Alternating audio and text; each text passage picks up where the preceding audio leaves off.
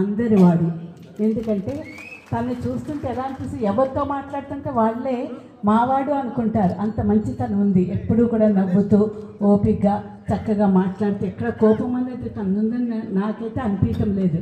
ఎప్పుడు చూసినా కూడా చాలా సంతోషంగా ఉంటాడు. ఇంకోటి ఏంటంటే కాంగ్రెస్ పార్టీలో నిజంగా కాంగ్రెస్ పార్టీ ఎన్ని ఒడిదుడుకులు వచ్చినా కూడా పార్టీని వీడకుండా పార్టీ నుండి పార్టీ బలోపేతం చేయడానికి ఎంతో కష్టపడ్డాడు. ఈ రోజు తగిన అభ్యర్థికి మనం ముఖ్యమంత్రి గారు కానీ ఏఐసిసి నుంచి కరెక్ట్ అభ్యర్థిని ఎన్నుకున్నారు.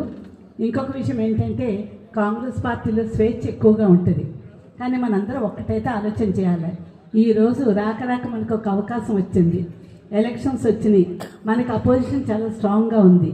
మనం చేయాల్సిన పని ఏంటంటే మనలో మనకి ఎన్ని విభేదాలున్నా కూడా ఈరోజు మనం ఒక ఇంట్లో చూస్తే ఒక కుటుంబంలో ఎన్ని విభేదాలున్నా పెళ్ళికి చూస్తే అందరూ కలిసి మంచిగా పనిచేస్తారు.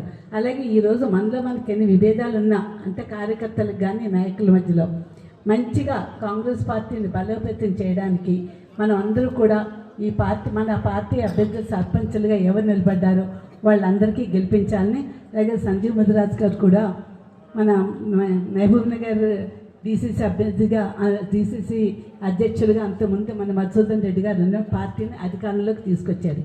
ఈరోజు సంజీవ్ ముదిరాజ్ గారు కూడా పార్టీని ఇంకా బలోపేతం చేయడానికి తను తప్పకుండా కష్టపడతాడని, దాంట్లో విజయం సాధిస్తాడని ఆశిస్తూ ఈ అవకాశం ఇచ్చిన అందరికీ కూడా ధన్యవాదాలు.